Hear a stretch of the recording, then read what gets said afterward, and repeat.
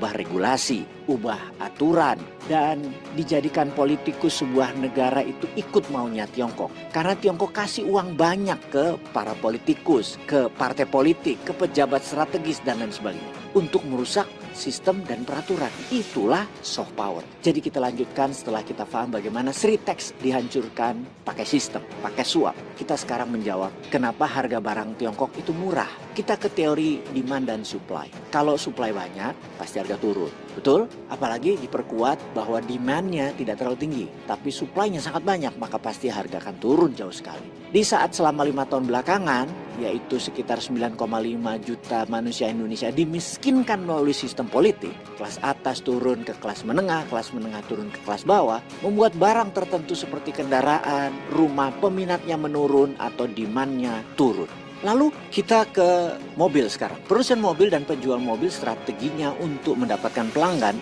ke depan akan menurunkan harga. Untung setipis mungkin. Kalau bisa misalnya harga mobil yang 500 jutaan, pengusaha itu untungnya 50 jutaan. Maka diturunkan untung 10 juta nggak apa-apa, diskon 40 juta. Apa yang dilakukan Tiongkok? Mobil-mobil Tiongkok bukan dijual di harga 450 jutaan di mana pengusahanya nggak untung. Tapi dijual 350 jutaan. Rugi 100 juta per mobil kalau perlu. Kok mau jual rugi? Karena ternyata setiap penjualan mobil, terutama mobil listrik ke luar negeri, keluar Tiongkok, pemerintah Tiongkok memberikan insentif sebesar 20 hingga 30% dari harga jual standar mobil tadi. Jadi kalau mobil itu nilainya 500 jutaan, ada 100 sampai 150 jutaan pemerintah Tiongkok mensubsidi. Kalau kita beli mobil Tiongkok 350 jutaan, pengusahanya nggak rugi? Ya enggak. Lalu pemerintah Tiongkok rugi? Ya enggak juga. Mereka printing money berbasis proyek ekspor kok. Mereka dapat devisa, itu pintar namanya. Jadi bayangkan mobil Eropa yang harganya 1 miliar, Tiongkok itu bisa jual dengan harga 500 juta. Itu harga normal.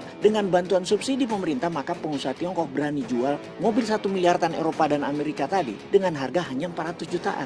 Lalu mobil bekasnya bagaimana? Mobil bekas seperti Wuling, BYD setahun 2 tahun turun lagi 30%-an. Bayangin, Anda bisa beli mobil standar Eropa nilainya 1 miliar tan, merek Tiongkok hanya 250 jutaan. Apa nggak gila itu bisnis mobil ke depannya? Mobil Eropa, mobil Jepang, mobil Korea, mobil Amerika mau turun sampai berani berapa mereka itu? Itulah hebatnya Tiongkok. Jadi kapan Indonesia meniru ekonomi model begini? Masih bilang printing money bikin inflasi. Sekolah di mana lu? Sekolah di doktrin Amerika pasti ya.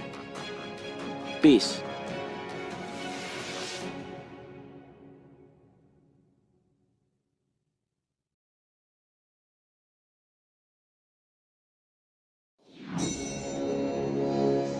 Sungguh ironis, kebutuhan susu nasional itu 4,4 juta ton, di mana produksi nasional baru 837 ribu ton. 81% masih impor. Tetapi kenapa produksi peternak susu sapi lokal tidak terserap? Inilah kisah duka peternak sapi perah yang tidak dipikirkan oleh pemerintahan kemarin. Bahkan pengepulnya kena pajak hingga 670 juta padahal dia untungnya nggak seberapa. Ini adalah sistem parah manajemen kelolaan negaranya, baik perpajakan maupun ekonominya. Siapa sih pejabatnya dulu itu?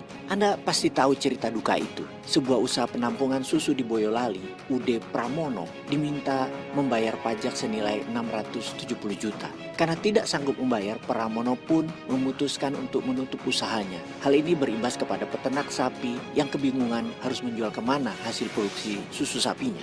Masalah semakin rumit ketika rekening UD Pramono yang menampung uang hasil produksi susu diduga diblokir oleh kantor pajak, sehingga membuat setoran susu dari 1.300 peternak macet. Akibatnya, seratusan petani dan peternak sapi pun geram dan mendatangi kantor pelayanan pajak Pratama Boyolali, Jawa Tengah pada 28 Oktober 2024 lalu. Asalnya adalah persoalan pajak Pramono yang pada tahun 2020 lalu saat kantor pajak melakukan penagihan untuk masa dan tahun pajak 2018, saat itu Pramono mengaku sempat terkejut karena nilai pajak yang harus dia tanggung mencapai 2 miliar. Dia kemudian menyatakan keberatan dan beban pajak diturunkan menjadi 671 juta. Namun Pramono saat itu masih keberatan karena nominal tersebut berada di atas omset usahanya. Hal ini disebabkan karena selama ini pihaknya tidak mengambil untung dari penjualan susu petani petani kepada pabrik. Dia pun mengaku membeli susu dari peternak sesuai harga dari industri pengelolaan susu IPS. Kemudian setelah nego-nego membayar pajaknya jadi 200 jutaan. Jika 200 juta dibayar, masalah pajak 2018 selesai semua. Marah nggak lo dapat berita beginian? Inilah fakta dunia pajak Indonesia yang tidak berperi kerakyatan. Apakah karena hal seperti begini Indonesia jadi masuk negara gagal, tidak berhasil memakmurkan rakyatnya? Kita bahas lebih dalam. Why Nation Fail atau Mengapa Ada Negara Gagal adalah sebuah judul buku wajib dibaca oleh setiap pejabat di muka bumi ini. Buku ini membangunkan kesadaran bernegara. Kalau pejabatnya memang cinta rakyatnya, jauh lebih cinta dari partainya atau keluarganya. Dalam buku ini kita akan mendapatkan pengalaman mengapa sebuah negara jadi kaya dan mengapa sebuah negara selalu miskin. Karena miskin itu adalah kesengajaan atau perbuatan yang memang ditarget agar dirinya atau pejabatnya selalu berkuasa. Negara yang miskin, pemimpinnya selalu panjang-panjang masa kuasanya. Dan keluarganya serta para kroninya kaya raya dan sangat powerful. Tidak mungkin hal ini dilakukan di negara kaya. Karena untuk jadi negara kaya sangat berlawanan dengan perilaku negara miskin. Salah satunya adalah edukasi tinggi dan kebebasan berpendapat yang tinggi. Dalam benak orang yang tidak belajar bernegara, edukasi dan demokrasi itu tidak bernilai. Mereka lebih menilai posisi dan kekayaan wilayah tersebut adalah penyebab kekayaan. Misalnya posisinya strategis atau negaranya menghasilkan sumber daya alam, baru dieksplorasi, baru kan jadi negara kaya. Faktanya nggak gitu. Namun dapat dipastikan kekayaan itu bukan karena lokasi, bukan karena sumber daya alam, tetapi karena manajemen bernegaranya, arsitek bernegaranya bagus. Bukti, Botswana itu makmur, negara tetangganya Kongo miskin. Singapura itu makmur, negara tetangganya yaitu Indonesia biasa saja. Para pecundang kalau dikatakan Singapura lebih maju dari Indonesia, selalu mengatakan rakyat Singapura sedikit, Indonesia banyak, Singapura di tengah, Indonesia di pinggir. Selalu menemukan alasan. Itulah cara pecundang berpikir. Ternyata banyak juga akademisi berpikir demikian, bahwa orang yang makan sekolah juga berpikir demikian. Apalagi rakyat di bawah, boro-boro mikir cari duit buat main judol aja pening. Intinya kita harus akui sejauh ini bahwa arsitek pembangunan nasionalnya di Indonesia belum kelas dunia. Manajemen kelolaan departemen belum kelas dunia. Pejabatnya belum merit system, yaitu orang yang memiliki kapasitas, pengetahuan dan keberanian yang inovatif, agresif yang menjalankannya. Kemudian rakyatnya diberi dua hal, edukasi dan ilmu pengetahuan knowledge yang tinggi dan luas. Kalau diberikan kebebasan berpikir dan bertindak produktif tanpa larangan, batasan dan izin-izin yang rumit, pasti negara itu maju. Jangan negara berbisnis seperti saat ini, namun swasta yang berbisnis. Amerika, Jepang dan Tiongkok sudah membuktikan bahwa pihak swasta yang bebas dan pemerintah yang mendukung dengan berbagai kemudahan ternyata membuat negaranya cepat kaya. Indonesia belajar nggak? 10 tahun lalu sih enggak. Peace.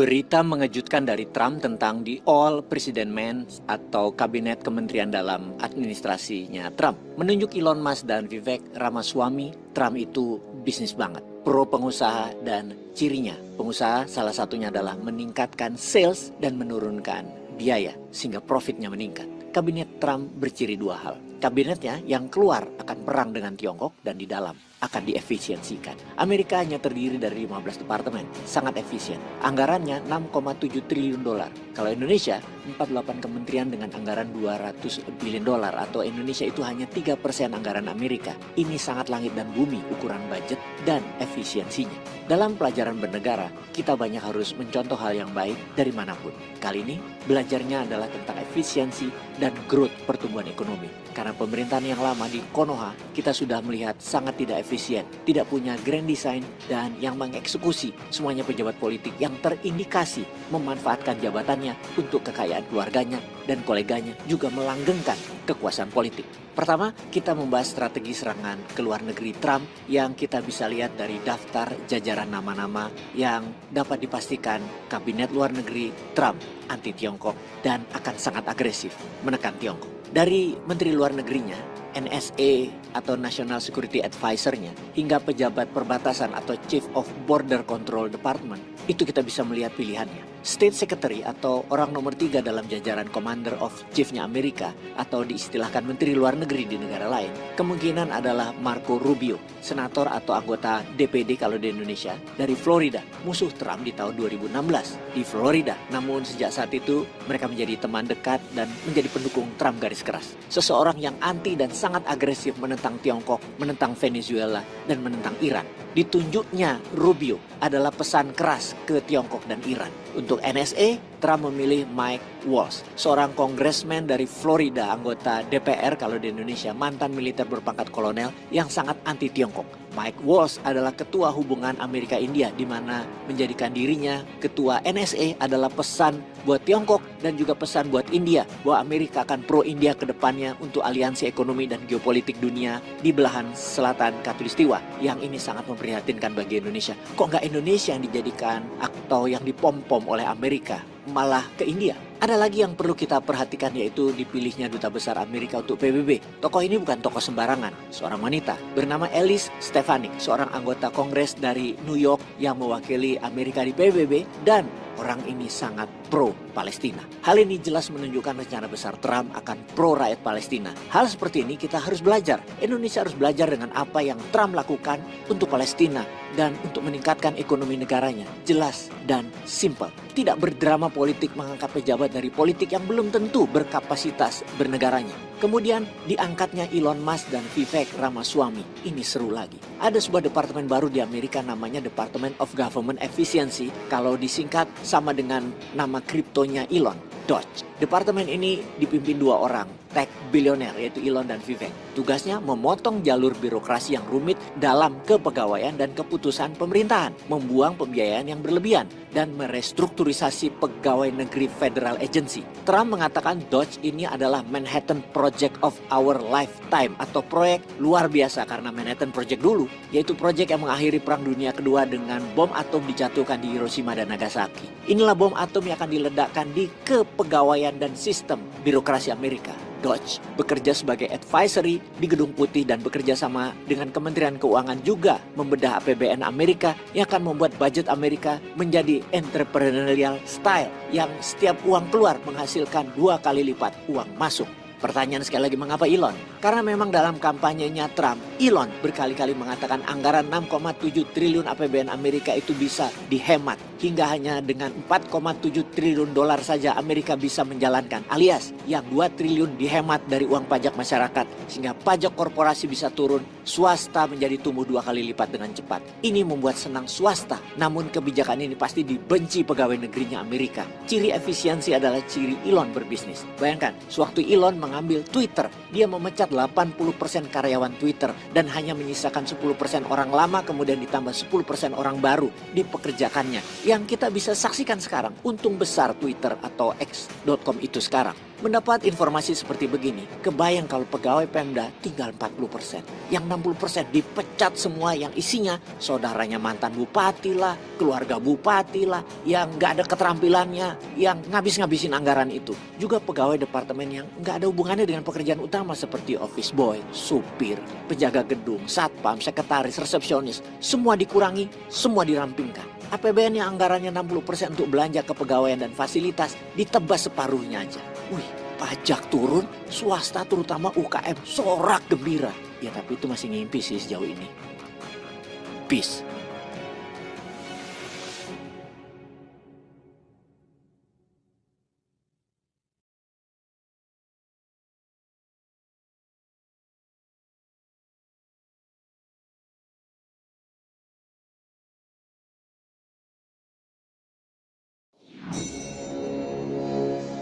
Berita di media banyak yang menyayangkan kesepakatan Joint Development Indonesia-Tiongkok yang ditandatangani oleh Pak Prabowo dengan Xi Jinping, walaupun aslinya kita belum mengetahui secara detail klausul perjanjian antara kedua negara tersebut. Namun, dari pengumuman pemerintah Tiongkok, maka bisa diartikan kedaulatan laut di wilayah Natuna Utara seakan-akan sudah takluk di bawah Tiongkok dan Indonesia ikut pada Nine Dash Line klaim Tiongkok yang melanggar UNCLOS tersebut. Media negara-negara ASEAN dan negara barat banyak yang mengkritik joint development itu, namun apakah sebenarnya isinya dan apakah benar Indonesia menyerahkan kedaulatan wilayah laut di wilayah Natuna Utara tersebut?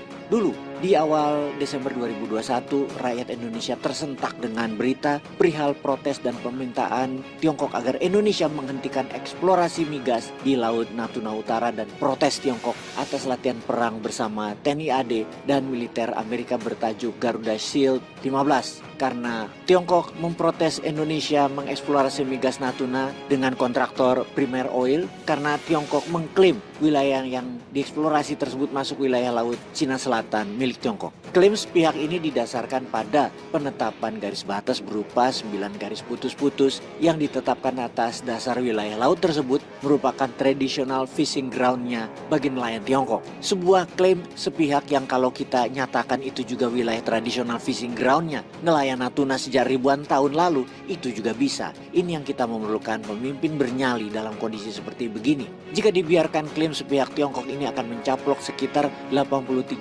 km persegi wilayah yurisdiksi Indonesia yang menyimpan sekitar 46 triliun kubik feet gas. Pada bulan September hingga Oktober 2021 juga terjadi insiden, maksudnya kapal riset Tiongkok yang dikawal oleh kapal Coast Guard dan 4 kapal perang Tiongkok ke wilayah Natuna. Secara provokatif kegiatan ini dikawal oleh kapal penjaga pantai dan perangnya Tiongkok. Aktivitas riset di zona ekonomi eksklusif Indonesia ini jelas ilegal karena dilakukan tanpa izin. Tiongkok telah melanggar kedaulatan RI pada UNCLOS atau United Nations Convention on the Law of the Sea, Konvensi PBB tentang Hukum Laut tahun 1982. Rakyat Indonesia menyatakan tidak akan pernah mengakui klaim 9 garis putus-putus dan tidak ada negosiasi dengan Tiongkok. Yang kita tidak tahu adalah tindakan pejabat tingginya. Karena selama ini menunjukkan bahwa Tiongkok mampu mempengaruhi dan mengendalikan Indonesia karena seakan sejumlah pemimpin Indonesia itu berada di bawah kendali Tiongkok. Sehingga Tiongkok sejauh ini leluasa dan tidak khawatir mendapatkan reaksi atau perlawanan guna menjalankan agenda-agenda ekspansinya. Harap dicatat, pada insiden survei laut, Tiongkok datang dengan 4 kapal perang. Survei itu dilakukan bukan hanya ukuran hari tetapi lebih dari sebulan. Kegiatan itu berlangsung di depan mata dengan leluasa di wilayah kedaulatan NKRI. Di sisi lain, sikap pemerintah RI justru tidak jelas. Tidak ada sepatah kata pun muncul dari Pak Jokowi waktu itu dan tanpa sedikit pun beliau menunjukkan kedaulatan NKRI. Apakah Indonesia telah tersandera sebagai program investasi dan utang pada Tiongkok? Sejumlah oknum pejabat terkesan bersandiwara memilih bersikap wise guna menjaga hubungan dengan mitra dagangnya tersebut. Kita ke joint development atau pengembangan bersama dengan Tiongkok baru-baru ini. Presiden Prabowo dan Xi Jinping telah mengeluarkan joint statement pada 9 November lalu. Dalam butir 9 dengan judul The Two Sides Will Jointly Create More Bright Spot in Maritime Cooperation, disebutkan bahwa the two sides reach important common understanding on joint development in areas of overlapping claim. Menjadi pertanyaan mendasar, apakah yang dimaksud dengan overlapping claims ini terkait dengan klaim 9 garis putus-putus oleh Tiongkok yang bertumpang tindih dengan klaim zona ekonomi eksklusif Indonesia di Natuna Utara. Bila benar, berarti kebijakan Indonesia terkait klaim sepihak Tiongkok atas 9 garis putus telah berubah secara drastis dan merupakan perubahan yang sangat fundamental dan berdampak pada geopolitik di kawasan. Karena apakah artinya itu Indonesia mengakui klaim sepihak 9 garis putusnya Tiongkok? Di mana kita perlu memahami arti joint development, yaitu hanya terjadi bila masing-masing negara saling mengakui adanya zona maritim yang saling bertumpang tindih. Bila benar, area yang akan dikembangkan bersama berada di wilayah Natuna Utara, maka Presiden Prabowo seharusnya melakukan konsultasi dengan DPR. Terlebih lagi bila joint development ini benar-benar direalisasikan, maka banyak peraturan perundang-undangan di Indonesia yang dilanggar. Ini bisa menjadikan insiden impeachment. Bila memang benar Indonesia hendak melakukan joint development dengan pemerintah Tiongkok, maka ini juga akan berdampak pada situasi politik kawasan, di mana negara-negara yang berkonflik dengan Tiongkok sebagai akibat sepihak klaim Nine Dash Line tersebut, seperti Vietnam, Malaysia, Filipina, dan Brunei Darussalam, akan mempertanyakan posisi Indonesia dan bukannya tidak mungkin memicu ketegangan di antara negara ASEAN. Belum lagi negara-negara besar yang tidak mengakui klaim sepihak Tiongkok karena berdampak pada kebebasan pelayanan internasional seperti Amerika dan Jepang akan sangat kecewa dengan keputusan Indonesia tersebut. Tentu ini akan mengubah peta politik di kawasan yang artinya Indonesia tidak netral lagi dan berpihak pada Tiongkok di sisi manfaat. Bila joint development dengan Tiongkok di area Natuna Utara itu benar-benar direalisasikan, maka yang mendapatkan keuntungan besar justru adalah Tiongkok, bukan Indonesia. Indonesia itu kalah diplomasi, kalah wilayah. Karena apa? Karena hutang. Utang pemerintahan kemarin yang sangat besar yang membuat Pak Prabowo tidak sanggup menanggungnya. Aduh, bagaimana menurut sahabat? Apa yang sebenarnya sedang terjadi sih? Peace.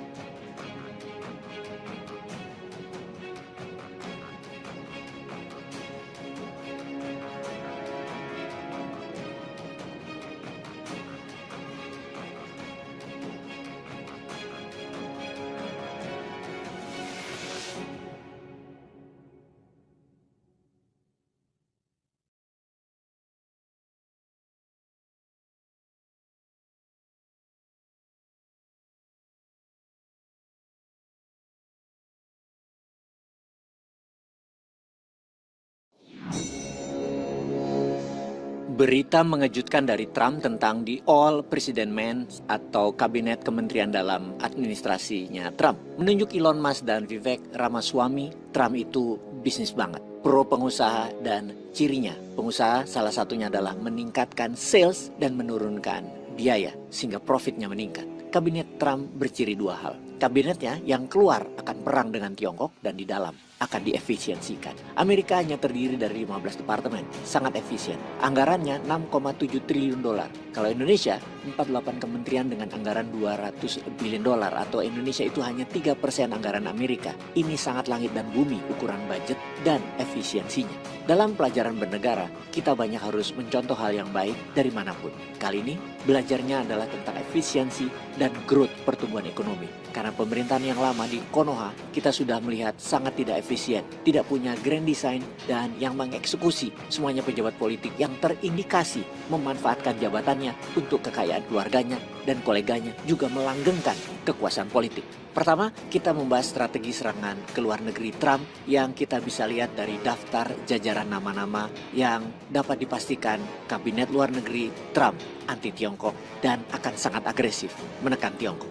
Dari menteri luar negerinya, NSA atau National Security Advisor-nya, hingga pejabat perbatasan atau Chief of Border Control Department, itu kita bisa melihat pilihannya. State Secretary atau orang nomor 3 dalam jajaran Commander of Chief-nya Amerika atau diistilahkan Menteri Luar Negeri di negara lain, kemungkinan adalah Marco Rubio, senator atau anggota DPD kalau di Indonesia, dari Florida, musuh Trump di tahun 2016 di Florida. Namun sejak saat itu mereka menjadi teman dekat dan menjadi pendukung Trump garis keras. Seseorang yang anti dan sangat agresif menentang Tiongkok, menentang Venezuela, dan menentang Iran. Ditunjuknya Rubio adalah pesan keras ke Tiongkok dan Iran. Untuk NSA, Trump memilih Mike Waltz, seorang kongresmen dari Florida, anggota DPR kalau di Indonesia, mantan militer berpangkat kolonel yang sangat anti Tiongkok. Mike Waltz adalah ketua hubungan Amerika-India, di mana menjadikan dirinya ketua NSA adalah pesan buat Tiongkok dan juga pesan buat India bahwa Amerika akan pro-India ke depannya untuk aliansi ekonomi dan geopolitik dunia di belahan selatan Khatulistiwa, yang ini sangat memprihatinkan bagi Indonesia. Kok nggak Indonesia yang dijadikan atau yang dipom-pom oleh Amerika, malah ke India? Ada lagi yang perlu kita perhatikan, yaitu dipilihnya Duta Besar Amerika untuk PBB. Tokoh ini bukan tokoh sembarangan, seorang wanita bernama Elise Stefanik, seorang anggota Kongres dari New York yang mewakili Amerika di PBB, dan orang ini sangat pro Palestina. Hal ini jelas menunjukkan rencana besar Trump akan pro rakyat Palestina. Hal seperti ini kita harus belajar. Indonesia harus belajar dengan apa yang Trump lakukan untuk Palestina dan untuk meningkatkan ekonomi negaranya. Jelas dan simpel. Tidak berdrama politik mengangkat pejabat dari politik yang belum tentu berkapasitas bernegaranya. Kemudian diangkatnya Elon Musk dan Vivek Ramaswamy. Ini seru lagi. Ada sebuah departemen baru di Amerika namanya Department of Government Efficiency. Kalau disingkat sama dengan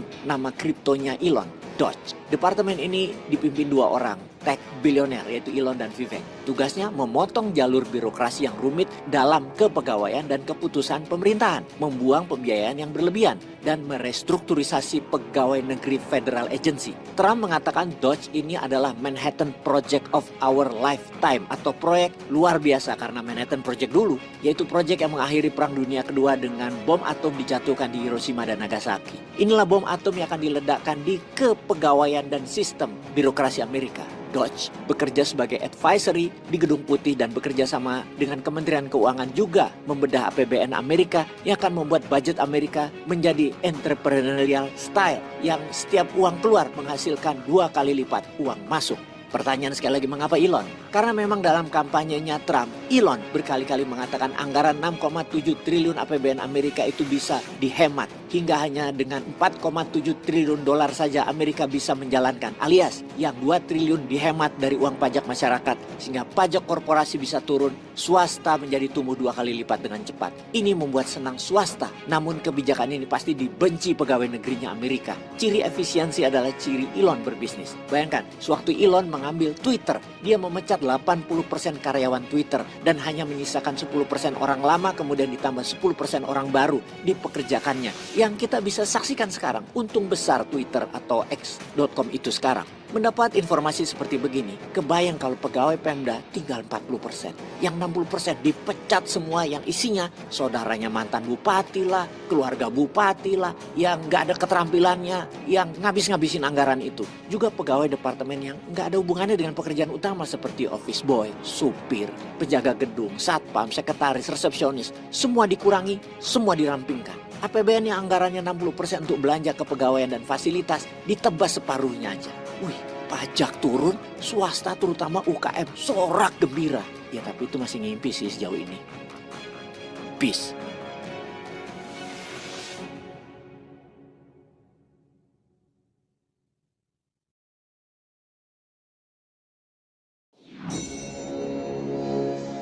Berita di media banyak yang menyayangkan kesepakatan Joint Development Indonesia-Tiongkok yang ditandatangani oleh Pak Prabowo dengan Xi Jinping, walaupun aslinya kita belum mengetahui secara detail klausul perjanjian antara kedua negara tersebut. Namun, dari pengumuman pemerintah Tiongkok, maka bisa diartikan kedaulatan laut di wilayah Natuna Utara seakan-akan sudah takluk di bawah Tiongkok dan Indonesia ikut pada Nine Dash Line klaim Tiongkok yang melanggar UNCLOS tersebut. Media negara-negara ASEAN dan negara barat banyak yang mengkritik joint development itu. Namun apakah sebenarnya isinya dan apakah benar Indonesia menyerahkan kedaulatan wilayah laut di wilayah Natuna Utara tersebut? Dulu, di awal Desember 2021, rakyat Indonesia tersentak dengan berita perihal protes dan permintaan Tiongkok agar Indonesia menghentikan eksplorasi migas di Laut Natuna Utara dan protes Tiongkok atas latihan perang bersama TNI AD dan militer Amerika bertajuk Garuda Shield 15. Karena Tiongkok memprotes Indonesia mengeksplorasi migas Natuna dengan kontraktor Primer Oil karena Tiongkok mengklaim wilayah yang dieksplorasi tersebut masuk wilayah Laut Cina Selatan milik Tiongkok. Klaim sepihak ini didasarkan pada penetapan garis batas berupa 9 garis putus-putus yang ditetapkan atas dasar wilayah laut tersebut merupakan traditional fishing ground-nya bagi nelayan Tiongkok. Sebuah klaim sepihak yang kalau kita nyatakan itu juga wilayah traditional fishing ground-nya nelayan Natuna sejak ribuan tahun lalu, itu juga bisa. Ini yang kita memerlukan pemimpin bernyali dalam kondisi seperti begini. Jika dibiarkan klaim sepihak Tiongkok ini akan mencaplok sekitar 83.000 km persegi wilayah yurisdiksi Indonesia yang menyimpan sekitar 46 triliun kubik feet gas. Pada bulan September hingga Oktober 2021 juga terjadi insiden, maksudnya kapal riset Tiongkok yang dikawal oleh kapal Coast Guard dan 4 kapal perang Tiongkok ke wilayah Natuna. Secara provokatif kegiatan ini dikawal oleh kapal penjaga pantai dan perangnya Tiongkok. Aktivitas riset di zona ekonomi eksklusif Indonesia ini jelas ilegal karena dilakukan tanpa izin. Tiongkok telah melanggar kedaulatan RI pada UNCLOS atau United Nations Convention on the Law of the Sea, Konvensi PBB tentang Hukum Laut tahun 1982. Rakyat Indonesia menyatakan tidak akan pernah mengakui klaim 9 garis putus-putus dan tidak ada negosiasi dengan Tiongkok. Yang kita tidak tahu adalah tindakan pejabat tingginya. Karena selama ini menunjukkan bahwa Tiongkok mampu mempengaruhi dan mengendalikan Indonesia karena seakan sejumlah pemimpin Indonesia itu berada di bawah kendali Tiongkok. Sehingga Tiongkok sejauh ini leluasa dan tidak khawatir mendapatkan reaksi atau perlawanan guna menjalankan agenda-agenda ekspansinya. Harap dicatat, pada insiden survei laut, Tiongkok datang dengan 4 kapal perang. Survei itu dilakukan bukan hanya ukuran hari tetapi lebih dari sebulan. Kegiatan itu berlangsung di depan mata dengan leluasa di wilayah kedaulatan NKRI. Di sisi lain, sikap pemerintah RI justru tidak jelas. Tidak ada sepatah kata pun muncul dari Pak Jokowi waktu itu dan tanpa sedikit pun beliau menunjukkan kedaulatan NKRI. Apakah Indonesia telah tersandera sebagai program investasi dan utang pada Tiongkok. Sejumlah oknum pejabat terkesan bersandiwara memilih bersikap wise guna menjaga hubungan dengan mitra dagangnya tersebut. Kita ke joint development atau pengembangan bersama dengan Tiongkok baru-baru ini. Presiden Prabowo dan Xi Jinping telah mengeluarkan joint statement pada 9 November lalu. Dalam butir 9 dengan judul The Two Sides Will Jointly Create More Bright Spot in Maritime Cooperation, disebutkan bahwa the two sides reach important common understanding on joint development in areas of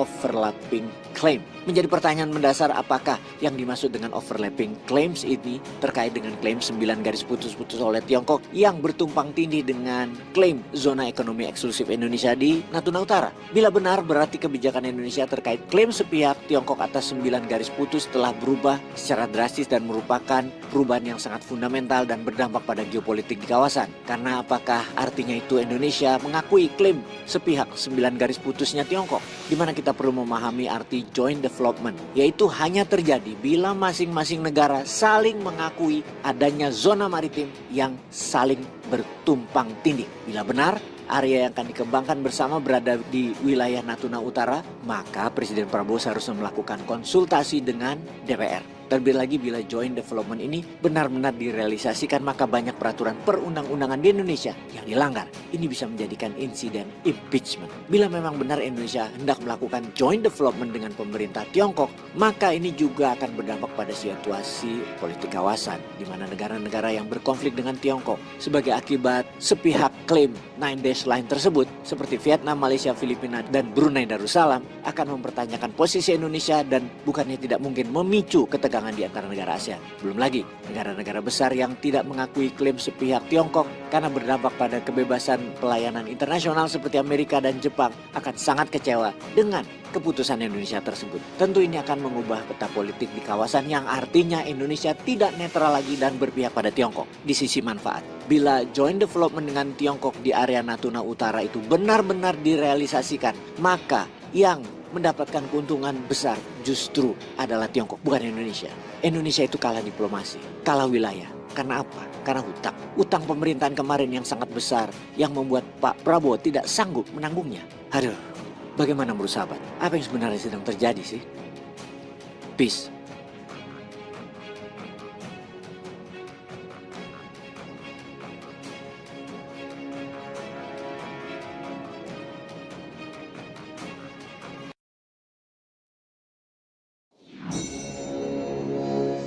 Sudah kita infokan berkali-kali kalau Israel itu adalah manusia atau negara NPD, Narcissistic Personality Disorder, yang kalau mereka melakukan kesalahan, mereka malah menyalahkan orang lain. Mereka selalu kalau cerita, dirinya adalah korban. Menceritakan ke banyak orang atau ke media karena mereka itu craving for attention, mencari perhatiannya sangat parah. Hidup sama mereka itu memang gak punya hati, gak punya empati. NPD itu gak punya cinta, bahkan anak kandung aja itu dianggap alat untuk mencari supply. Sangat materialistik. Amerika itu suppliernya Israel, di mana Amerika itu jadi goblok kalau di hadapan Israel. Dan memang korban NPD itu aslinya bisa jadi sangat goblok karena dimanipulasi. Paling benar kalau mau hidup tanpa drama adalah menjauhi para NPD. Putus hubungan. Kalau tidak, Anda akan jadi kerbau dicucuk hidung. Israel selalu bilang ke Amerika dan dunia, gue dizolimi, lindungi gue dong, perhatiin gue dong. Seperti berita digamparnya warga Israel oleh fans bola di Amsterdam kemarin.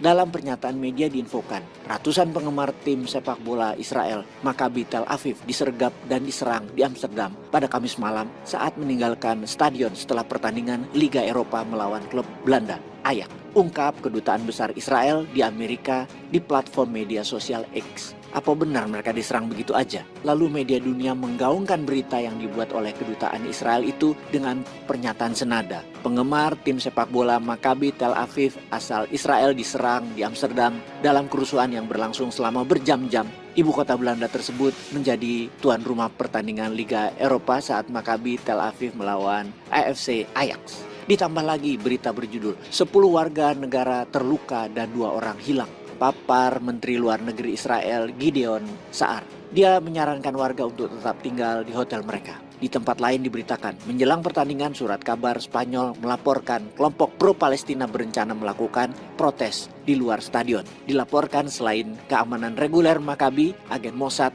bergabung dengan tim untuk memberikan perlindungan tambahan. Yang kemudian dalam video yang diunggah di media sosial, penggemar Maccabi Israel terlihat diserang di beberapa lokasi di kota tersebut setelah menonton pertandingan. Rekaman menunjukkan para penggemar dipukuli dan dikejar dengan beberapa orang membuat barikade di toko-toko dan di gedung-gedung.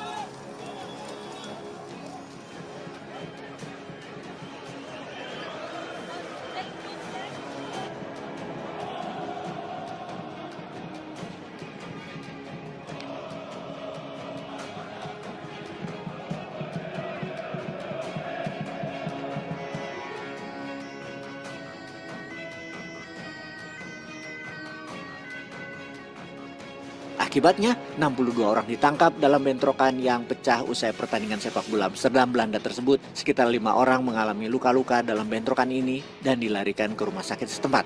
Biar drama terlihat dramatis dalam bentrokan di Amsterdam, Netanyahu kirim pesawat untuk mengangkut tim sepak bola dan warga Israel. Tapi apakah cerita aslinya begitu?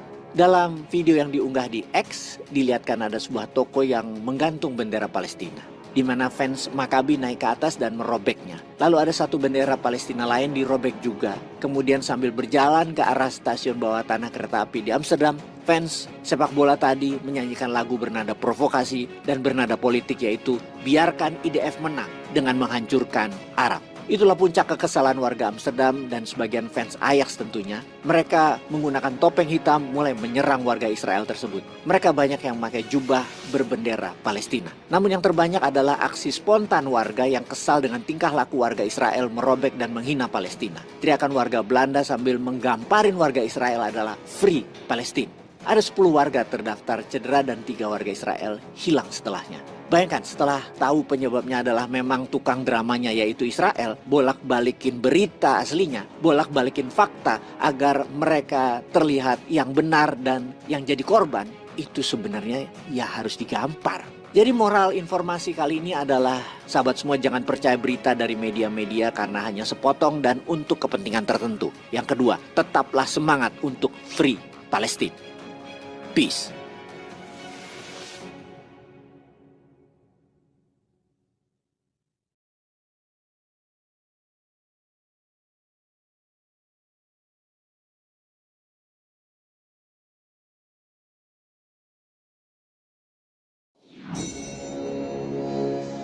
Gara-gara mau cari mobil Ford Rangers yang double cabin yang bekas sekitar mobil tahun 2020-an untuk mengangkut 5 drone penyiraman pupuk jampittukul.com, bosman itu mendadak mendapat berita yang menarik, mendapat nasihat dari seorang pengusaha papan atas bahwa sebaiknya kalau kamu mau beli mobil, tahan dulu, jangan tahun ini. Sobat, ada yang ingin beli mobil seperti saya, tahan dulu sampai tahun 2025 atau tahun 2026. Harganya dijamin akan turun. Harga mobil apapun yang kalian minati pasti akan turun harganya. Harga baru tentunya. Kalau mobil bekas lebih turun lagi harganya. Kok bisa? Semua itu akhirnya terjawab dengan sebuah klik nyantol di kepala. Yang kemudian saya pun berkomentar dalam hati. Ini nih yang Indonesia harus tiru segera. Kalau perlu sejak 5 tahun yang lalu. Apa itu? Sebelum kita menjelaskan tentang turunnya harga mobil, kita bicarakan tentang geopolitik dulu. Kita tahu Tiongkok lagi kampanye bahwa dia bukan negara penjajah kolonial, namun mereka adalah negara dagang, bukan negara imperialis. Sementara negara imperialis itu atau penjajah itu adalah Amerika dan blok barat. Untuk kedua hal ini, kedua superpower saling tuduh, saling silang dalam propaganda cuci otak media. Kita sederhanakan, imperialis adalah negara yang mencaplok dengan kasar dan kejam. Harta, kekayaan alam, wilayah yang diambil semua tujuannya agar kekayaan tersebut dan kepemilikan tersebut semuanya untuk mereka, negara imperialis. Yang namanya Amerika itu ya imperialis, Inggris imperialis, Prancis juga imperialis, Sekutu Barat itu imperialis. Intinya kita tahu selama negara tadi untung besar, mau pakai cara kasar atau cara halus, yaitu mereka imperialis. Kalau yang disebut perdagangan harusnya fair trade, sama-sama untung. Dengan cara hard power ternyata makin kesini banyak negara yang makin kuat militer, kekuatan perangnya mereka makin tinggi. Jadilah mereka tidak menggunakan hard power, para imperialis ini, tapi mereka pakai cara soft power. Mereka tidak bedil-bedilan, namun pakai apa? Ya benar, pakai suap. Istilah lain, pejabat yang menerimanya korupsi. Jadi pakai korupsi. Makanya kalau ada suap marak di sebuah negara, pasti negara ini sedang diekspansi oleh negara lain. Misalnya nih ya, pejabatnya disuap agar izin impor dibebaskan. Lalu pabrik garmen di sebuah negara itu bisa tutup karena dumping harga murah dari Tiongkok. Lalu pabrik semen, pabrik alat rumah tangga, pabrik apapun itu bisa tutup karena Tiongkok jual harga yang sama, barang jadi murah. Dan negara itu jadi pasar, bukan jadi negara produsen lagi.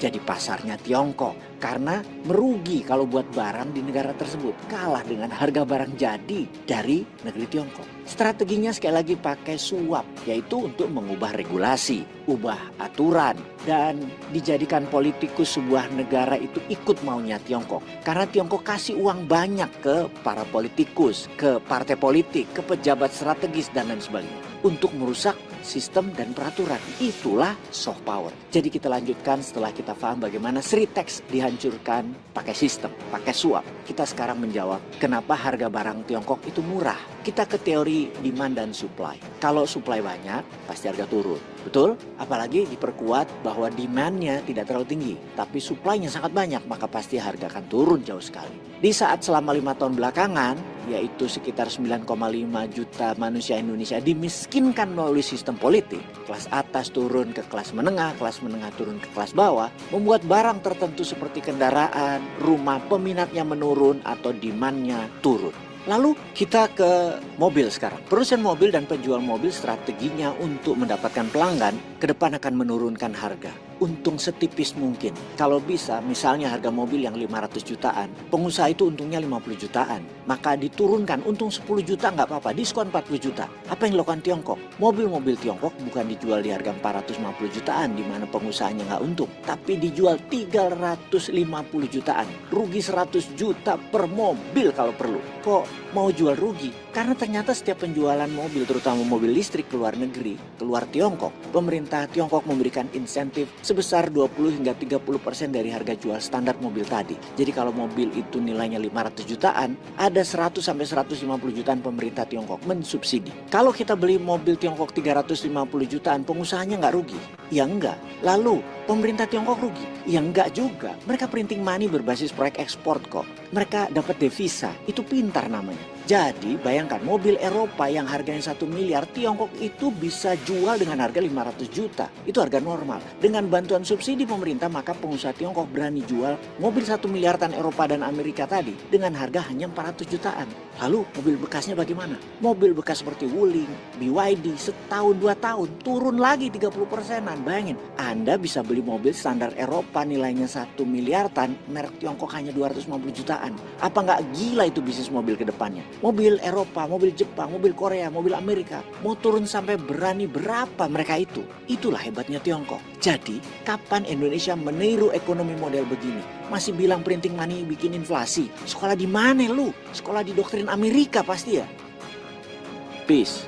Teman-teman dimanapun, Rebo ini adalah hari yang paling sibuk dan saya sangat-sangat semangat kalau udah teman-teman berkumpul karena biasanya di Zoom ini sekitar 1.700-an, kemudian di YouTube juga sekitar 1.300-an. Jadi 3.000 sahabat Bosman atau bisa dikatakan teman-teman yang satu pemahaman dengan Bosman itu selalu berkumpul dan kita akan memberikan informasi-informasi baru. Dan kali ini saya berharap jangan hanya mendapatkan informasi yang segar atau yang baru atau yang lain daripada yang lain, tetapi saya berharap teman-teman ini harus bisa menjadi tajir.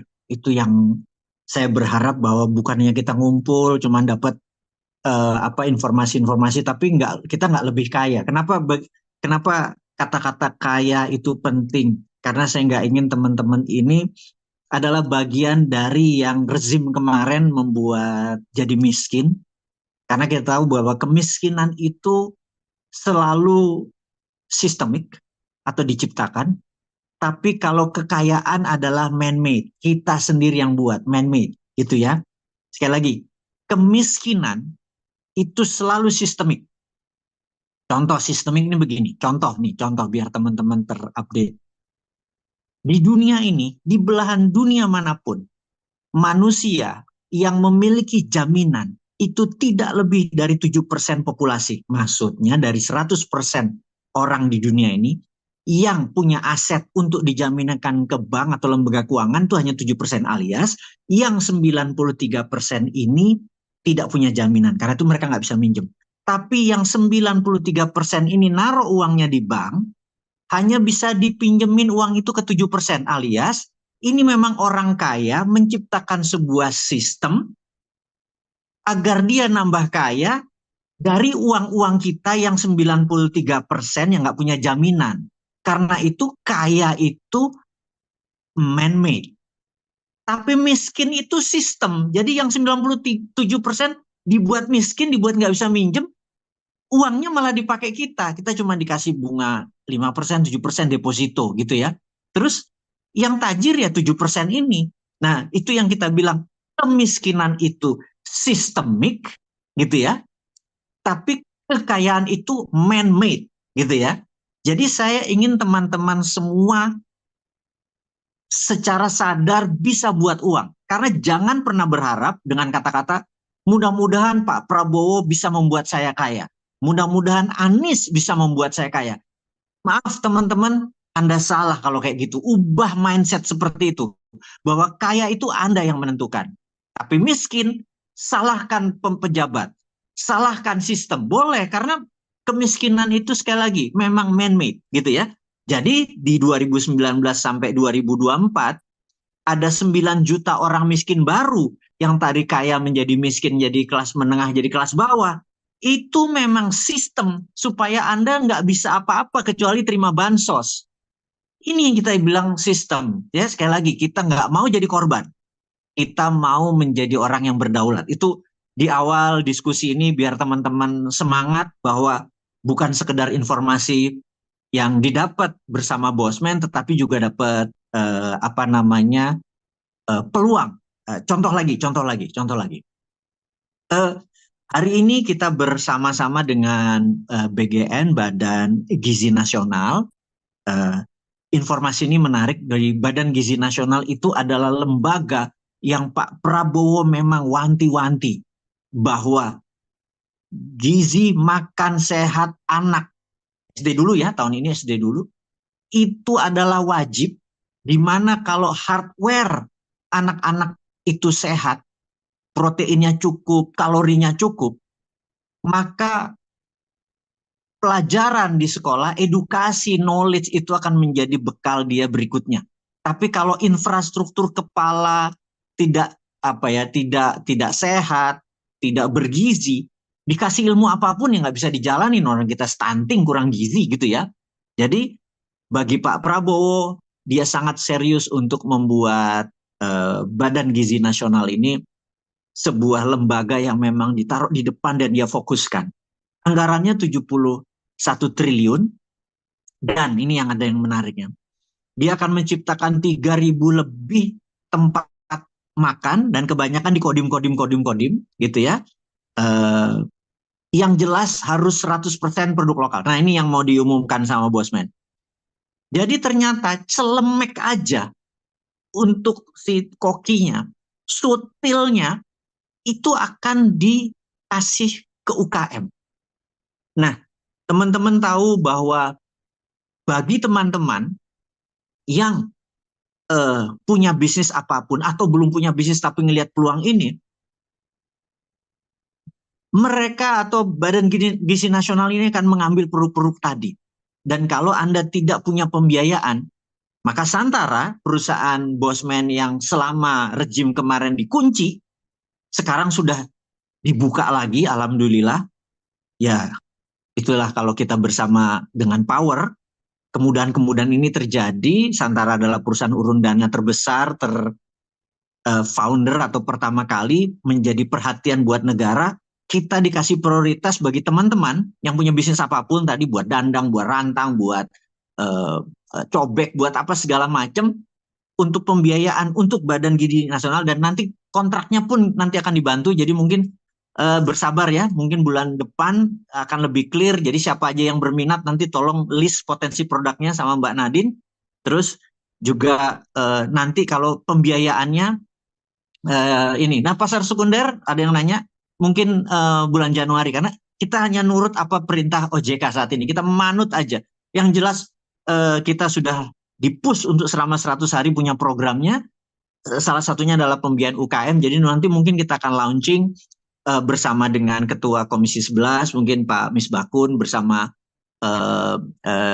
UKM, Kementerian UKM, semua akan hadir bersama Ketua Badan Gizi Nasional untuk paket-paket ini dan pembiayaannya dari Santara. Ini akan menarik sekali. Jadi teman-teman, sahabat-sahabat New Mind, teman-temannya Bosman, iya, siapa tahu ini jodoh ya. Sekali lagi, gue punya celemek, gue bisa bikin celemek 27.000. Oh, dijualnya berapa? Negara beli 45.000. Lu ada untung, bener nggak? Dan Anda tahu itu kebutuhan itu banyak sekali, karena tahun ini 71 triliun, tahun depan naik 2 kali lipat, dan terus gizi nasional ini akan menjadi program yang sangat serius, dan uang ini 71 triliun akan muter di kita-kita. Bayangin, nanti yang telur lah, karena nanti per daerah, nanti Bosman kasih tahu daerah ini perlu telur apa segala macam. Petanya pun kita akan buka gitu ya. Jadi ini menjadi peluang buat teman-teman. Nah, itu salah satu program Pak Prabowo. Tapi kita belum menjawab tema hari ini. Ini hanya sebuah informasi yang penting buat teman-teman tahu, biar semangat semua bahwa ada peluang untuk Anda-Anda yang bagian dari penyedia telur, ayam potong, sendok garpu apapun, dan tidak boleh barang Cina, tidak boleh impor. Kita pernah diskusi di dalam sebuah forum, ini barang Cina celemek cuman 20.000, digampar langsung gua. Gak ada, digampar lo sama Prabowo kalau ngomong kayak gitu. Gak ada impor, bener-bener harus lokal 100%. Saya pikir waduh, ini punya presiden agak sedikit berbeda dengan yang kemarin yang apa-apa impor gitu kan. Ini nasionalis sekali. Saya pikir saya cukup bangga ya sejauh ini. Oke lah, bukan karena Santara dilepas izinnya ya, tapi agak beda lah gitu. Jadi semangatnya tuh jadi membuat kita bergairah. Nah, sebelum kita masuk ke topik utama, ada lagi ya cara bernegara yang sangat perlu kita pelajari, yaitu hubungan antara Trump dengan Elon Musk. Kita tahu Elon Musk adalah bilioner, Trump adalah bilioner, kemudian Vivek Ramaswamy adalah bilioner, ada 3 bilioner di kabinetnya Prabowo. Dan Anda tahu ciri bilioner itu orangnya sangat-sangat irit, pelit, dan efisien. Jadi nggak mungkin Anda kalau hidupnya royal itu menjadi bilioner. Gue ngomong apa adanya. Anda bisa bayangkan, Twitter sewaktu diambil oleh Elon Musk, oleh X.com, kemudian diubah jadi X.com, itu memecat 90% karyawannya, tinggal 10%, dan ditambah 10%. Jadi pegawai sekarang cuma 20%. Tetap omsetnya luar biasa dan menjadikan profit. Bayangin, di kick out 80% karyawan tadi, dan di Amerika dengan anggaran 6,7 triliun gitu ya. Bayangin, 6,7 triliun itu atau 6.700 billion dolar itu adalah 35 kali APBN Indonesia. Bayangin, APBN Indonesia kecil sekali. cuman 1/3 dari APBN-nya Amerika per tahun loh. Dan Elon akan menebas dengan 4,7 triliun saja bisa jalan, dia akan menghemat 2 triliun. Nah, dia akan memecat mungkin 40% pegawai negeri. Anda bisa bayangin kalau pegawai negeri atau pegawai Pemda di Indonesia yang mantunya mantan gubernur, yang adiknya bupati, yang semua tuh pegawai negeri dan Pemda itu isinya adalah kemarin-kemarin isinya orang tidak produktif, yang penting dia saudaranya dari pejabat untuk mengamani posisinya. 40% dipecatin semua. Anda bayangin efisien nggak? Saat ini mereka berlindung, mereka nggak bisa kerja, mereka cuman keponakannya bupati, mantan bupati, dan lain sebagainya. Anda tahu kan hal itu terjadi di Indonesia. Kalau itu dipecatin semua, maka pegawai negeri itu efektif. Jadi biaya-biaya itu tuh menjadi tidak boros seperti sekarang. Nah, apa yang Elon lakukan ini menarik sekali. Elon usul kepada Trump. Jadi dengan menangnya Trump, kita tahu EV, electric vehicle atau kendaraan bertenaga baterai dan listrik ini, itu akan menjadi priority. Kenapa? Kita tahu ya, 20 tahun yang lalu, itu dari 50 mobil, satu electric vehicle. Sekali lagi ya, 20 tahun yang lalu. 10 tahun yang lalu, Anda ketemu 20 mobil, satu electric vehicle. Ini di seluruh dunia. Hari ini, 2024, Anda ketemu 4 mobil, maka satu electric vehicle atau EV di seluruh dunia di rata-rata. Indonesia belum mencapai level itu. Maka di tahun 2035, Anda akan ketemu 2 mobil listrik, baru 1 mobil non-listrik. Anda bayangin.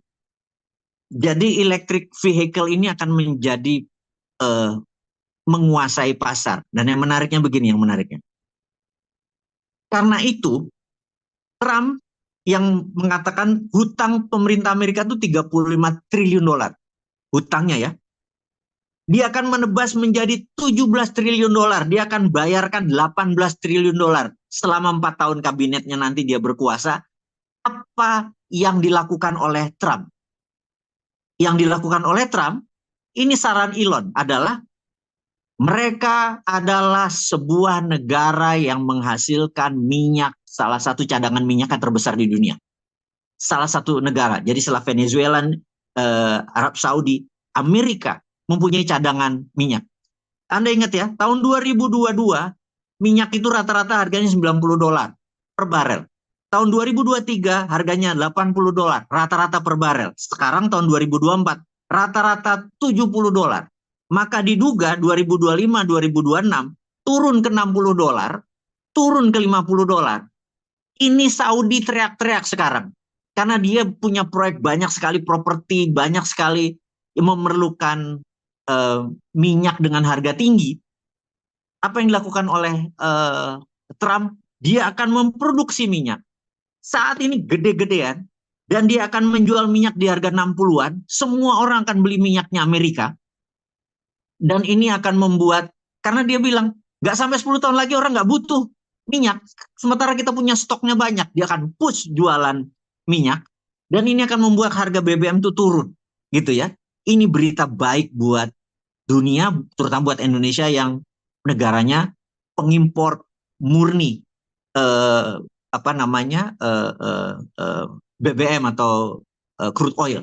Nah, ini bergerak turun dan kita Indonesia harus sadar.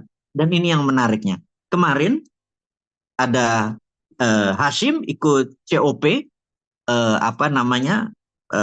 di Baku di Azerbaijan, sebuah diskusi tentang lingkungan, tentang climate change, perubahan cuaca dan segala macam. Ternyata di situ dia menyatakan bahwa dalam 15 tahun ke depan Indonesia akan menjadi green country, akan mengurai menggunakan batu bara, dan Indonesia akan membangun 75 gigawatt, yang 5 gigawatt akan menjadi tenaga nuklir. Nah, ini menarik. Kenapa? Karena ini Mau dibuka sekarang apa dibuka nanti nih? Karena gitu ya, karena inilah yang didapat oleh Prabowo di perjalanan selama 21 hari. Jadi seperti biasa, Bosman akan break sebentar di 2024 dan akan kembali di 2034. Mbak Nadine, lanjutin sebelum Bosman buka kartunya. Apa yang terjadi? Pamit sebentar ya. Oke. Terima kasih Mbak Nadine. Jadi kita akan membicarakan tentang apa yang didapat oleh Prabowo dalam perjalanannya selama 21 hari, belum kembali dia, tetapi bukan apa yang Prabowo dapat, tapi apa impact-nya buat Indonesia. Jadi kita akan memberitahu sebuah informasi yang fakta dulu ya, fakta dulu. Jadi gini, eh, pertama kali Pak Prabowo berangkat itu ketemu Xi Jinping di Tiongkok. Saya sekedar merefresh saja kepada teman-teman bahwa usia Xi Jinping itu 71 tahun saat ini, tahun ini. Usia Pak Prabowo 73, gitu ya. Usia Donald Trump itu 78 tahun. Usia Putin tahun ini 71 tahun. Dan usia Erdogan 70 tahun. Anda lihat ya, Erdogan itu 70 tahun tapi dibandingkan Pak Prabowo presiden kita yang lebih tua 2-3 tahun. Pak Prabowo masih berapi-api, masih bersemangat, lihat cara bicaranya, lihat posturnya, ya dia jatuh dari kuda kemarin waktu beberapa tahun yang lalu sehingga agak pincang sedikit. Tapi sekali lagi, fitnya beda, bener nggak? Orang kalau Biden bisa salah orang loh, salamannya ke sini, bayang udah sebegitu. Tapi orang seperti Prabowo berbeda sekali. Jadi kita berhadapan di era pejabat di tahun 2024 sampai 2029, 2028 adalah mereka yang berkepala 70-an para pemimpin dunia. Kenapa saya sebutkan hanya Amerika, Tiongkok, Rusia, kemudian Turki dan Indonesia?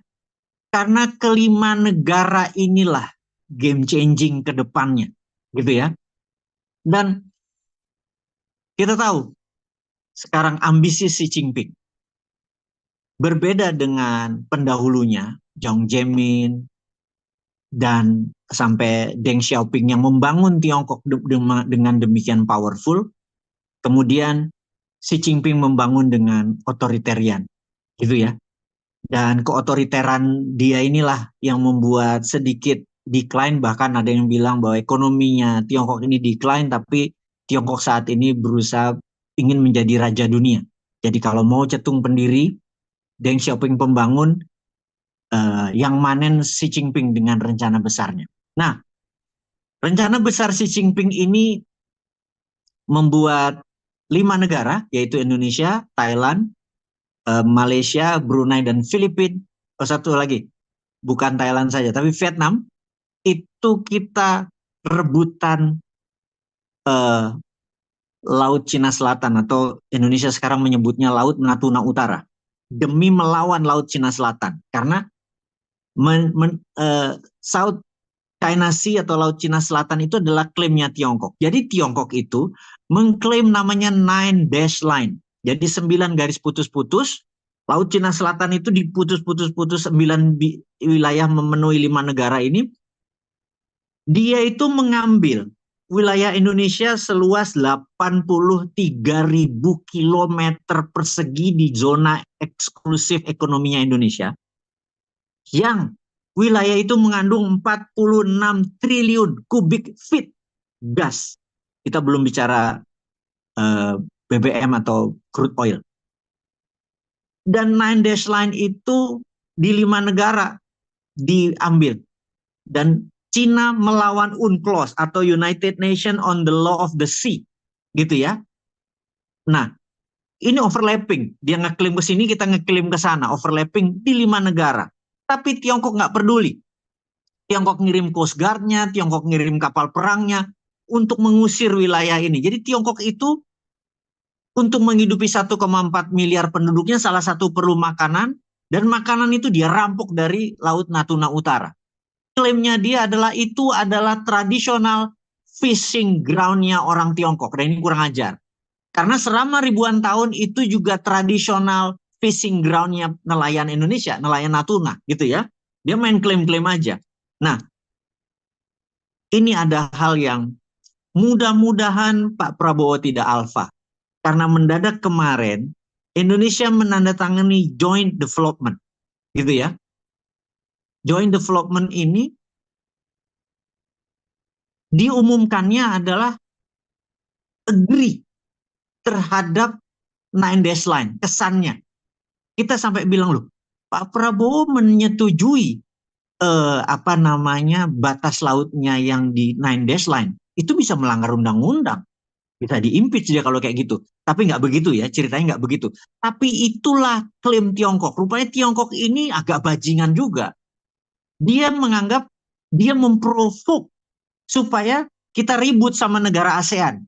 Gitu ya, ini yang kurang ajarnya dari Tiongkok. Padahal tidak begitu apa yang dilakukan oleh Prabowo. Karena itu begitu selesai ada pernyataan dari pihak Tiongkok tadi, ASEAN rame. Gitu ya, ASEAN rame. Dan Amerika pun CIA-nya menegur, ini apa yang terjadi? Lo teken Nandeslan jadi wilayahnya Tiongkok. Lo dikasih apa? 157 triliun lo dikasih pinjaman, terus lo ngasih wilayah kedaulatan ini. Lo rugi gitu ya.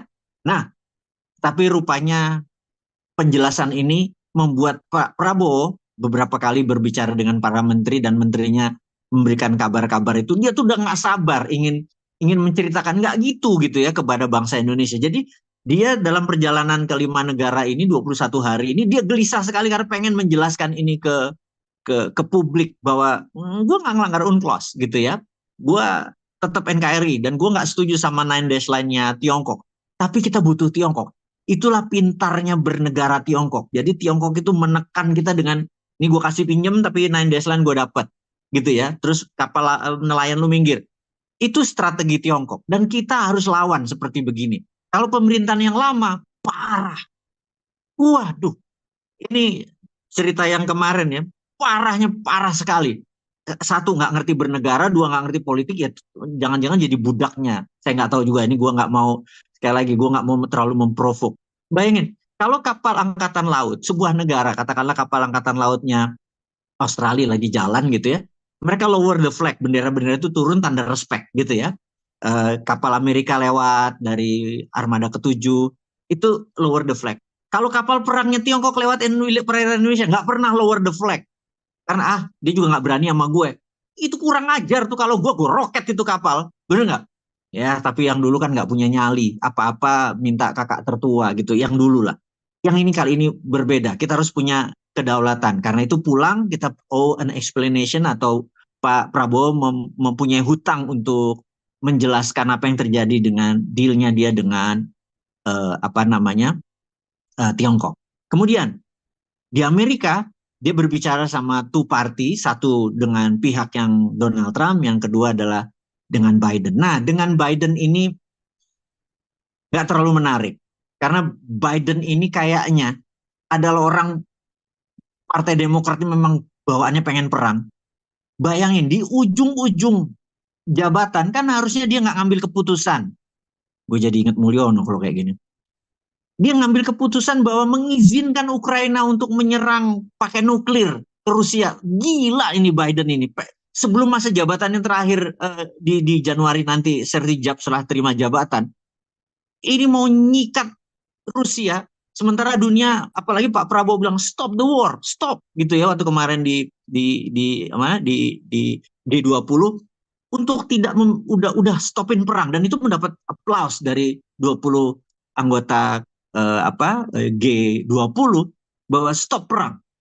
Dan tidak ada negara atau pemimpin yang mengerti perang kecuali saya, karena Pak Prabowo ngerti perang.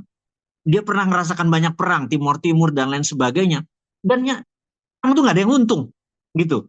Udahlah, stop perang di Ukraina, stop perang di Gaza. Dan itu hanya satu-satunya presiden di 20 negara yang menyatakan dengan tegas gitu ya untuk menyetop perang.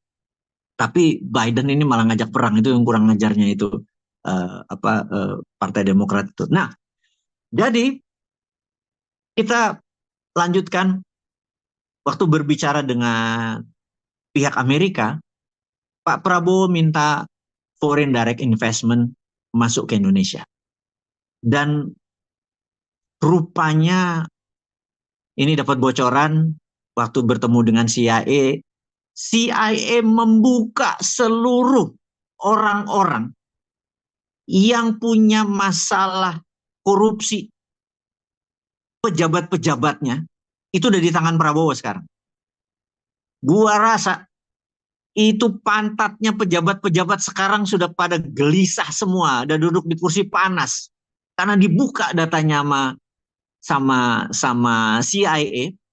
Mungkin itu yang membuat Pak Prabowo pengen cepat pulang, jangannya dieksekusi apa enggak, saya nggak tahu, itu kebijakan Pak Prabowo. Dibuka semua. Ini korupsinya ini korupsinya ini korupsinya ini, bayangin. Itu keren sekali sebenarnya. Jadi kalau Amerika saat ini, Amerika mengancam dolar ini tarik. Jadi Anda tahu, sekarang rupiah melemah, dolar menguat di Indonesia, kemudian saham turun karena seluruh investor ditarik dulu, diancam. Lo benerin korupsi, gitu ya. Kalau nggak ada foreign direct investment. Jadi ini di Pak Prabowo ini kayaknya bener-bener panas, dan saya pikir sebentar lagi, gue ngebayangin kalau gue jadi Prabowo ya, dapat data itu, waduh. Jadi lo bisa bayangin, teman-teman bisa bayangin, Pak Prabowo berpikir bagaimana makan sehat buat anak, berpikir bagaimana kita dalam 3 tahun ke depan tidak import bahan pangan, swasembada pangan, ingin menurunkan kos energi di Indonesia. Dia berpikir terus. Tapi lihat apa yang dilakukan pejabat-pejabat di Indonesia. Itu Bahlil ingin jadi wakil presiden 2029, kalau nggak Prabowo, wakil presidennya Gibran. Gue langsung mikir dapat gosip seperti itu. Gila ya, lu udah mau mikir jabatan lu tahun 2029, udah mikir partai ini mau join sama ini. Lu belum kerja. Lu tuh mikir yang 2029 jadi apa? Lu berkarya dulu di tahun ini. Itu karena tahu siapa yang bermain nanti, ya ketua-ketua partai. Muhaimin udah berpikir ke sana. AHY udah mulai berpikir ke sana. Lu kapan ngurus negaranya? Mudah-mudahan nama-nama mereka ada dalam daftar yang CIA kasih gitu ya. Jadi gue berharap salah satunya adalah, tolong Pak Prabowo, pejabatmu yang korupsi, tolong tebas deh. Please, tolong tebas. Gitu ya. Data CIA itu bongkar aja. Kasih, nah kalau KPK masih orangnya Mulyono, kasih kejaksaan, kasih kepolisian, ganti polisi-polisi pejabatnya yang tidak taat sama Prabowo, yang dalam 100 hari ini tidak bisa membabat judol, ganti semua deh. Setelah itu ganti orang yang bisa membabat judol, yang membuat masalah, dan yang korupsi. Jadi kejaksaan pakai. Habis itu ganti KPK dengan orangnya Pak Prabowo. Kalau perlu, siapa yang pantas KPK? Ahok kalau perlu ya. Jadi ini tuh semua bergabung deh. Gue nggak tahu ini, atau Pak Mahfud kali ya jadiin ketua KPK, biar terus kasih data-data yang ini biar bersih negara ini. Kami sudah capek kerja keras-keras, bayar pajak, disikat sama mereka, nyombong lagi, anaknya jadi pejabat. Darahnya bukan main sama pejabat-pejabat. Mereka memang pendukung Bapak secara politik, tapi kalau mereka tidak perform, keluarin aja. Mereka korupsi, sikat Pak. Gitu aja ya. Jadi itulah yang kami berharap, teman-teman. Prabowo bawa apa dari Amerika. Dan kemudian kita tahu di G20 kemarin, Pak Prabowo dengan tegas untuk menyatakan stop war, stop konflik, mulai berdamai, ekonomi dunia akan dibangun. Dan saya rasa informasi dari Pak Prabowo ini benar-benar dinantikan. Tapi kan dia masih akan ke Inggris dulu, kemudian akan ke Timur Tengah. Saya udah nggak sabar pengen mendengar ucapan-ucapan Pak Prabowo. Dan saya tahu Pak Prabowo pengen cepat-cepat pulang juga, karena ngelihat kok yang ini malah banyak flexing untuk 2029, yang ini udah ngomong 2029. Gila benar-benar pejabat di Indonesia ini. terutama partai politik-politiknya udah kayak mau bagi-bagi kapling gitu, kayak hartanya dia udah nggak mikirin rakyat gitu ya. Sementara yang kerja buat rakyat dia, kalau kita lihat dari tim tadi, saya ketemu dengan tim apa namanya Badan Gizi Nasional, benar-benar serius gimana cara menghemat membangun dapur dengan 1,5 miliar itu bangunnya dapur gini, gimana makanannya sehat. Terus bahkan saya tanya ini paleo atau ini Mediterranean, ini kebanyakan protein, ini apa banyak karbo. Mereka bilang kalori yang mereka hitung gizinya begini begini begini. Mereka tuh serius mikirin begini gitu ya. Jadi eh, tapi berbeda dengan orang yang non non orangnya Prabowo. Ini kan orang Prabowo semua gitu ya. Orang ke bawahnya orang-orang Prabowo semua. Yang orang Prabowo kok bener nih serius kok, yang berpolitik nih mulai menari lah, mulai melobi lah gitu ya. Saya berharap eh, ke depan mereka-mereka yang dari partai politik ini untuk sadar rakyat udah muak dengan kalian yang hanya berpikir tentang jabatan yang selamanya berkuasa. Anda pengen lagi menjadi wapres, bayangin. Muhaimin tetap main jadi wapres, Zul, karena yang punya partai inilah yang nanti bermain-main. Gue pikir, Pak, kerja deh Pak, gila lo ya. Mana hasilnya buat rakyat? Gitu. Jadi kita berhak untuk memprovok teman-teman. Sekali lagi, di ujung acara hari ini, Bosman kembali lagi mengingatkan bahwa eh, fundingnya Santara sudah siap. Kita akan adakan sekmar di bulan Januari. Terus UKM-UKM yuk mulai mendaftar. Kita mungkin akan launching di bulan Januari. Kita akan rapihin banyak hal funding-funding ini. Saya tahu Anda memerlukan dana untuk ini keluar dan nanti bersama 3 negara itu kita akan mengunjungi UKM-UKM. Kita akan mengunjungi banyak selain UKM adalah produk-produk yang apa yang bisa kita copy, mesin apa yang kita bisa tiru, apa yang bisa membuat apa namanya produksi pangan ini menjadi tumbuh. Detailnya, surprise-nya pasti selalu ada. Dan kenapa Bosman sering mengajak teman-teman berjalan-jalan? Ini lagi saya mau menceritakan adalah gini.